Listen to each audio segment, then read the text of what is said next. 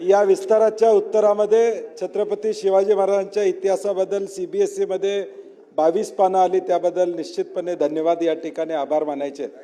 परंतु 260 आणि अंतिम आठवडा प्रस्ताव हा विरोधकांचा असतो।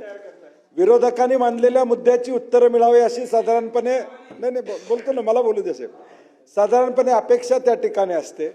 परंतु सभागृहापेक्षा सभागृहाच्या बाहेर काय बोललं गेले त्याची उत्तरं जास्त मिळाली। सभागृहापेक्षा सभागृहाच्या बाहेर काय बोललं गेलं त्याची उत्तरं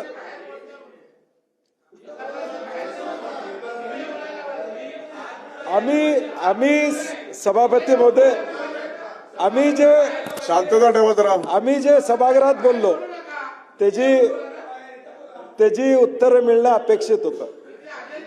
31,000 कोटीचं पॅकेज, त्यातला 15,000 कोटीचा हिशोब सभागृह नेत्यांनी त्या ठिकाणी दिलेला आहे। अजून 15,000 पोचलेले नाहीत हे मान्य केलं, म्हणजे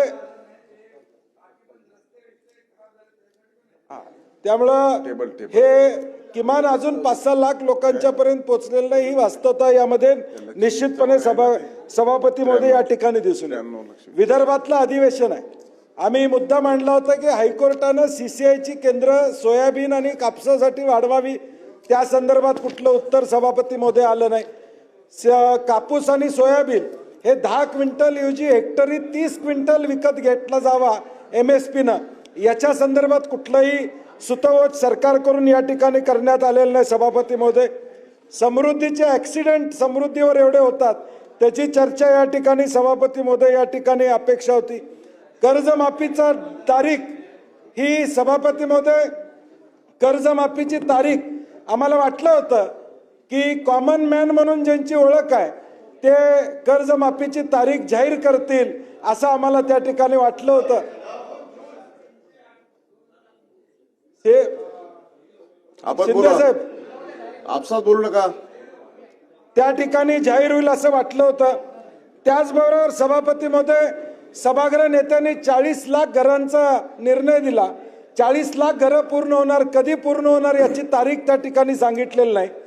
सभापती महोदय, अनयुज्ड शिंदे साहेब, अनयुज्ड FSI बद्दल आपण म्हणला, अनयुज्ड FSI वापरला जाणार, परंतु उद्या धारावी झाल्यानंतर तुम्ही राईट टू रिफ्यूज त्या ठिकाणी केलेला धारावीतलाच FSI घ्यायला लागणार आहे।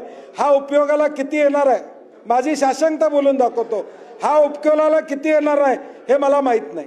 कायदा आणि सुव्यवस्थेवर बोलताना 112चा उल्लेख त्या ठिकाणी करण्यात आला।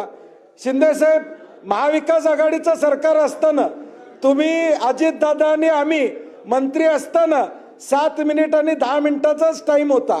तुमच्या ठाण्यामध्ये 4 मिनिटात 112ला रिप्लाय याचा हे रेकॉर्डवर कुठंतरी आलं पाहिजे। तुम्ही आम्ही महाविकास आघाडीच्या सरकारमध्ये असतानाच मी सांगायला लागलेलं आहे की या सगळ्या गोष्टी, आणि या 112 मध्ये उबर आणि ओला याच्या 50,000 पॅनिक तक्रारी आलेल्या आहेत। याचा अर्थ काय की उबर आणि ओलामध्ये बसणाऱ्याला या राज्यामध्ये सुरक्षित वाटत नाही।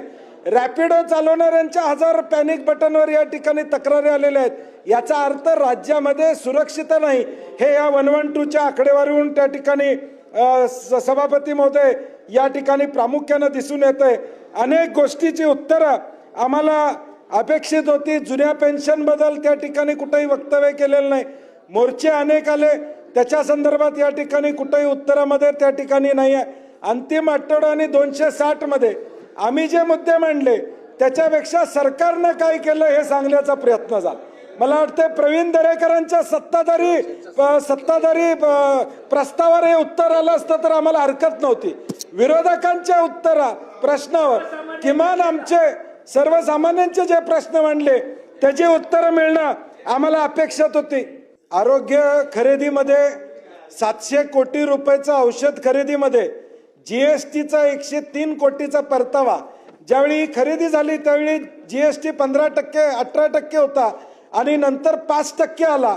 वरचा परतावा या खरेदीमध्ये झाला नाही, हा एक मी या ठिकाणी माहिती मागितली होती, त्याचंही उत्तर आपल्याकडून त्या ठिकाणी सभापती महोदय आलेलं नाही। एकूण ज्या घोषणा सभापती महोदय आपण या ठिकाणी केल्या, आकडेवारी लिहिता लिहिता कॅल्क्युलेटरचं सेल कमी झाला अशी एवढी आकडेवारी आपण जाहीर केली। म्हणजे आज ज्या घोषणा आपण इथं केल्या किंवा सरकारच्या घोषणा बघितल्यानंतर मला एकच म्हणावं लागतंय, इंस्टाग्रामवर जसं 12 सेकंडचा रील असतो, एक रील बघितला की 25व्या रीलला पहिला विसरतो, तशा या तुमच्या घोषणा आहेत. पहिल्या घोषणा विसरतात एवढ्या पुढच्या घोषणा आता झालेल्या आहेत, त्या अंमलात येतील का नाही याची निश्चितपणे शंका आहे. आणि म्हणून जी आम्हाला उत्तराची अपेक्षा होती त्या या ठिकाणी सभापती महोदय मिळालेली नाही, हे मला मुद्दामून या ठिकाणी नमूद करायचं.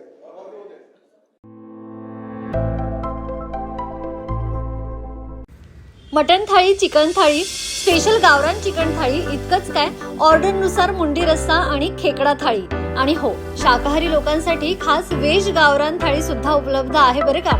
चला तर मग अस्सल कोल्हापुरी जेवणाचा आनंद घेऊया. आजचा बेत फक्त रानवारा रिसॉर्ट मध्ये. संपर्क 9209761353. पत्ता कोल्हापूर पन्हाळा रोड, केरले, मानेवाडी.